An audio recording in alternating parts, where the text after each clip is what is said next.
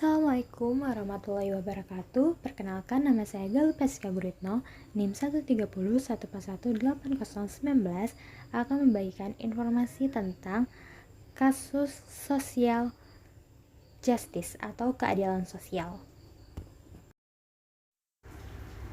Masih ingat seorang anak di Palu, Sulawesi Tengah yang didakwa mencuri sendal jepit seharga 30.000? Anak malam itu harus mengikuti proses sidang dan terancam 5 tahun penjara. Salah satu cerita miris korban KUHP. Kisah ini bermula saat si anak berada di jalan zebra dan melihat ada sendal jepit di depan kos-kosan pada tahun 2010 lalu. Si anak kemudian mengambil sendal jepit seharga 30.000 itu. Selang 6 bulan setelahnya, si anak dipermasalahkan oleh pemilik sendal. Usai diinterogasi, si anak mengembalikan ke pemilik.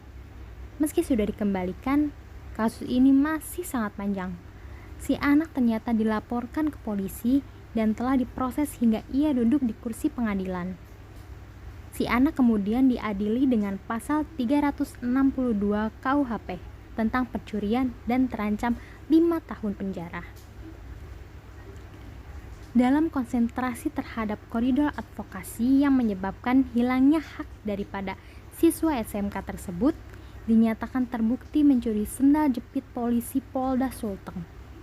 Walau bersalah, dia tidak dihukum, tetapi dikembalikan ke orang tuanya. Publik tergagap-gagap dan bertanya, beginikah penegakan hukum di Indonesia? Pro dan kontra atas kasus ini berlangsung dalam perdebatan yang tak jelas juntrungannya. Perdebatan bukan hanya pada lapisan masyarakat yang awam hukum, melainkan juga mereka yang ahli hukum. Publik menafsirkan dan memaknai kasus sendal itu sesuai tingkat kepahaman masing-masing tentang hukum dan pengadilan. Tak bisa dipungkiri, kekuatan publik dan media sangat berpengaruh pada penanganan kasus ini. Aksi pengumpulan ribuan sendal ke Polri tak luput dari perhatian Presiden, meski tanpa diikuti tanggapan apapun. Secara sosiologis, aksi tersebut pasti berpengaruh terhadap sikap hakim ataupun kualitas vonis yang dianjurkan.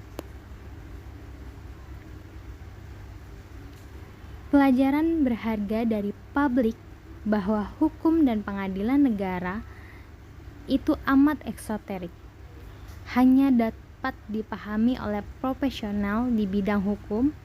Langkah ibu berinisial AAL yang mendorong agar kasusnya dibuka di pengadilan untuk membuktikan bahwa anaknya tak mencuri tanpa disadari sudah menceburkan dirinya ke dalam dunia lain dan asing bagi dirinya, yaitu pengadilan. Dalam kasus pidana pencurian sendal yang dilakukan oleh siswa SMK terhadap seorang anggota Brimob Polda Sulteng, perlu dilakukan sebuah analisis baik dari segi hukum formil maupun material. Pada dasarnya, kasus tersebut tidak patut untuk diulang kembali.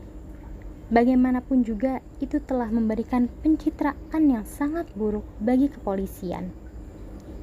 Peristiwa ini tak hanya menjadi bahan persoalan dalam negeri, bahkan warga asing pun juga mengetahui kronologi ceritanya.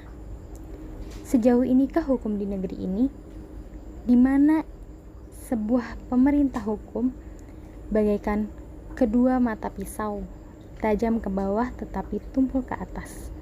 Maksudnya, jika rakyat kecil melakukan pelanggaran sedikit, maka akibatnya akan lebih besar. Tetapi, jika penjabat melakukan pelanggaran besar, akibatnya cenderung kecil. Inikah hukum di Indonesia yang tengah tumbuh dan berkembang seperti air yang mengalir tanpa ada rambu-rambu yang jelas. Pelajaran terbaik dari kasus ini adalah perlunya pembenahan terhadap sistem peradilan pidana. Profesional hukum, polisi, jaksa, hakim, dan pengacara bekerja berdasarkan sistem itu.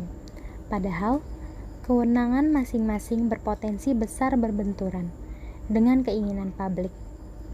Indonesia perlu mengubah sistem itu menjadi social justice system. Apabila sistem ini terbangun, semua kekuatan publik dan profesional hukum dapat berangkulan dalam satu panggung penegakan hukum, sehingga logika publik dan logika hukum positif dapat dipertemukan. Bukankah penegakan hukum itu wajib berdasarkan Pancasila yang sila kelima berbunyi keadilan sosial bagi seluruh rakyat Indonesia? Demikian informasi yang dapat saya sampaikan. Kurang lebihnya mohon maaf. Wabillahi taufiq wal hidayah. Wassalamualaikum warahmatullahi wabarakatuh.